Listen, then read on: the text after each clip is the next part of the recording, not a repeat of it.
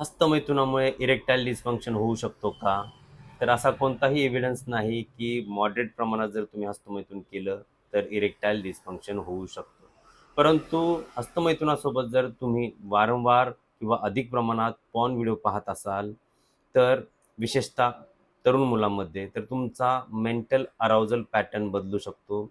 अधिक प्रमाणात अशा प्रकारच्या गोष्टी तुम्ही वारंवार करत असाल, तर स्ट्रेस, एन्झायटी किंवा परफॉर्मन्स एन्झायटी इत्यादी कारणामुळे ताठरता जाऊ शकते.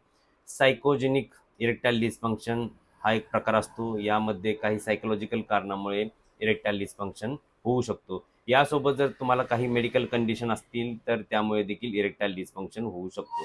म्हणजेच केवळ हस्तमैथुनामुळे किंवा काही प्रमाणात किंवा अधूनमधून हस्तमैथुन केलं तर इरेक्टाईल डिस्फंक्शन होत नाही. परंतु यासोबत आत्ता जी मी कारणे सांगितलेली आहेत ती असतील, तर इरेक्टाईल डिस्फंक्शन होऊ शकतो. परंतु हस्तमैथुनामुळे शीघ्रपतन होऊ शकते का? तर यस, होऊ शकते. ते कसं? हे जर पाहायचं असेल तर खाली एक दिलेला व्हिडिओ आहे, लाँग व्हिडिओ आहे, तो अवश्य पहा. त्यामध्ये संपूर्ण माहिती दिलेली आहे.